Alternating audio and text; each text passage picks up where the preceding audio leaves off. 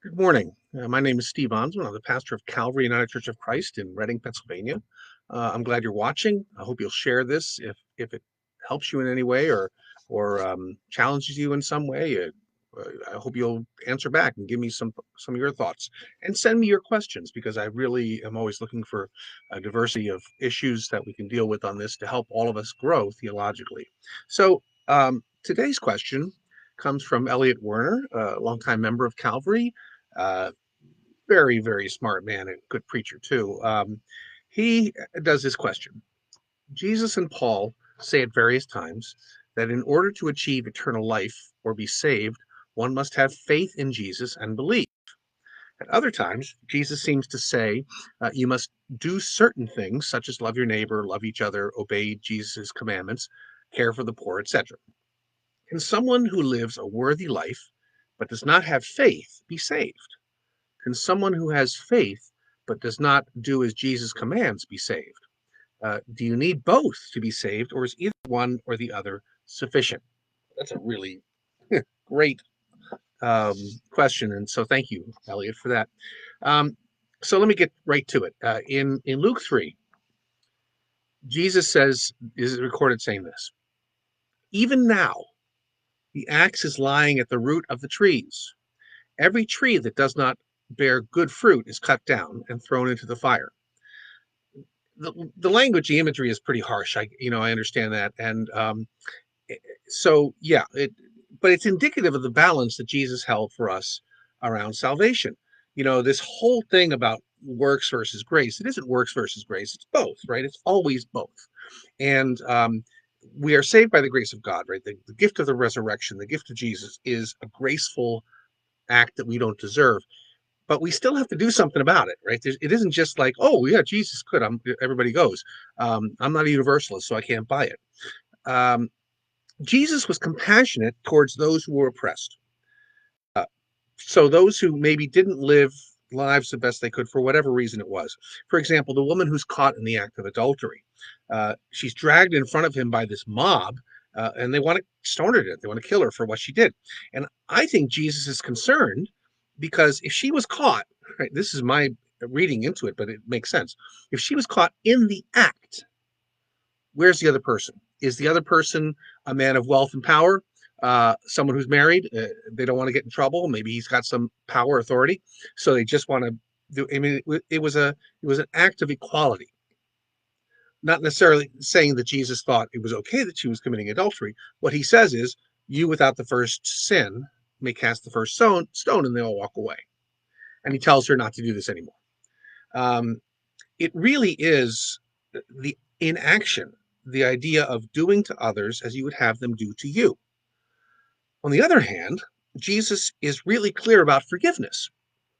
If God, for God to forgive us, we have to forgive others, right? It's a quid pro quo in a sense. It appears in a number of places, but most clearly, I think, in Matthew 6. And I think that Jesus really truly understood how difficult it was for humans, still is, for humans to forgive and to be forgiving. And so he puts this out there and says, "You've been forgiven for a lot. So you cannot be forgiven by God if you're not willing to forgive others." That's just, and he has a number of stories about that are very clear. So it isn't just about proclaiming Jesus as Lord, believing in a particular theological point of view alone. It's also really about how we live. This would then refute the idea that Jesus is the only way to know God. Um, or maybe heresy, right? Maybe even refutes the idea that it's Jesus is the only way we can get to be in heaven. I know it's shocking to a lot of people. If you know me, it's not shocking, but if you're not, if you don't know me, it may be. Um, so Jesus, let me try to be this as clear as I can. Jesus isn't the only way in which God is manifested in the world, right? Um, so let me also be clear that I believe Jesus is God in human form, not the Son of God, God in human form. one with God, right? That whole Trinitarian, I would go beyond Trinity. I think God appears in many other ways. Um, it's Jesus is not the only way, however, that we can experience God in our lives. Um, I mean, doesn't God still speak through the Hebrew scriptures? Does God speak through the Quran? I think so. I mean, if you put that side by side with our Bible, you wouldn't see I mean, you'd see differences, but most of it is the same. Doesn't God speak through nature, through other people? Uh, and I think that the real heresy is that we limit God when we say God cannot do that. I would go further, and I'm taking this from Eliot's question about do we need one or both, only faith or only works. I believe that Jesus, given the choice, prefers our actions over our words alone. If he were to choose one or the other, I think he would choose what we do, how we live. For example, there's a story in Mark 12 where Jesus offends some religious leaders, which he did quite often. Um, so they send some Herodians and Pharisees, interesting combination, to trap him. And they use smooth words. Teacher, we know that you are sincere and show deference to no one.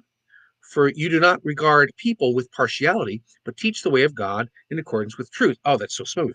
And then they say, is it lawful to pay taxes to the emperor or not? Putting Jesus in a no-win situation. Of course, he does win because he throws a question back at them. Whose face is on this? Give to Caesar what is Caesar's, give to God what is God's. Um, on the face value of it, it sounds like they're being very positive and supportive of who Jesus is, but he hears the lie in their questions and pushes back hard. He doesn't just accept their words, and I don't think he just accepts ours. God cannot be fooled. We have to be honest and truthful. So what do you think? Send me an email, onsman@comcast.net. Send a message through Facebook. You can even call me, find my number at the church. I am always looking for more questions to grapple with. Send them to me, and I will do one on a Wednesday word. That's all I have for today. Stay safe out there. Wash your hands. Wear your mask. Keep your distance. And I will see you next week. Have a beautiful day.